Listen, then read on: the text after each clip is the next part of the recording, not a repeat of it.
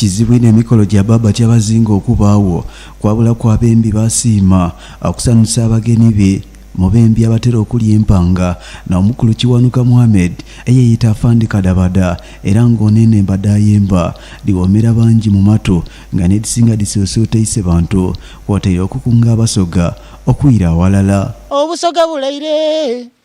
bano obusoga bulaire kale nenda diwume nenda mukone mungale ngoma diwale. Tuyenze ino okuwayamu okunimu na bitonono ng'ebula bwa lunaku lulala lwonka emikolo egy'amatwikira ga baba ag'omukuzi ogw'omwenda gituuke era tutyo tumufunye embuzi twakwadya mpoomu. Ni ku mukuzi guno Kadabada akoba nti ali kusiiba kanwa bwa menvu n'okunwa kutuudi bwagogola amamiro okweteekateeka okusanusa ekitegese ekitaliibwa nsolo ku matwikira baba ge yasiimye gabeena mu ngaalwe mu isaza lye ery'ekigulu. Nentegeike nga bwentera okola nti okuva ise bantu kyabazinga we yanina ku itaka lya Busoga ng'ali kukoba nga bamukumuleeta okuva ku luyi oba oidukira olunaku olwo.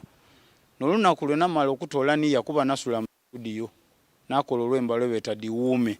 enkeera lyaku nalutwala e Bugembe baluzaana nakoba nti buli matiikira gajja okubanga wonja kufulumya olwemba. Kadabada era atutegeezezza nti ali kwakemba akayaka bwepiryapirya ke yamaze era okuyiiya nga wakukasaba okulula olwaduuzi lino ku matiikira ga baba. Era ndikusuubiza bonabona nti baida kubanga bawulira akemba akayaka era ndikusuubiza baba ni mama kuba nine isanuine neino nti Busoga era banange engoma edirijo okuyabuka munoze TD. Omukulu ono abeire omusanufu ebyenswiso atutegeeza nti olunaku we lukya ne bamweta nti ajja asanusa mu baba ekyo kyonka kimumala okuba omusiimu niwatafuna mmere kulya. Okusookera yala olunaku lwe nasooka okwemba mu maiso ga kyabazinga twali mu iganga n'olunaku lwe nasooka okwemba nawulira bulungi nti bampa chansi nayemba ku maiso ge ayi okuva olunaku lwe nayemba kyasigala kirala ekyo music wange yeeyongera okujja obulamu bwange bweyongera okwenda ekintu okukikola era neeyongera okwongera ku enembeedo nti nakuba diwume nayongera ku baba atweta ewala bulege najja anongera kwene bakitegeeza nti obulamu bwange bweyongera okusanuka era mpulira bulungi. Edini kwedene embed sinze okutunda Kadabada ono kuliko engoma diwume baba atweta tuduge nedini kamala era nga dona disusuta mpologoma ya Busoga walala ono okutumbula olulimi lwaife. Ati mama amwisemena azalibwe bugweri munda yakakaire nsooka kusiima lata obusoga bulaire bano obusoga bulaire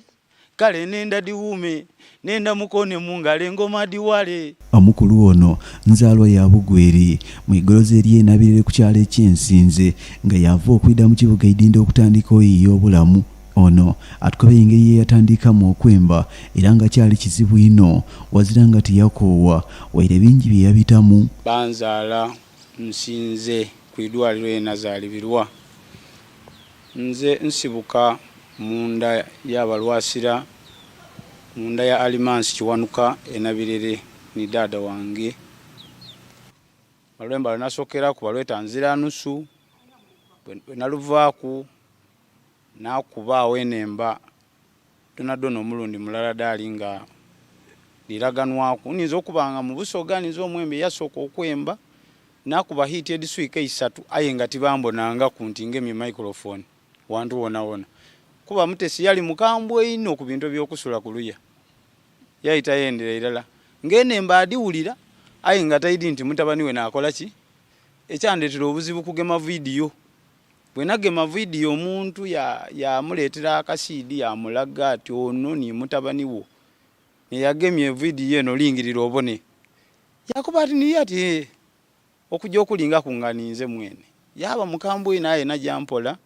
nga mwino nola ekintu kyendiku nga tuwaya naye atukobe nti saawa eno obanga obala Abembi abasatu abasinga e Busoga wano tosobola kubooka liina lye.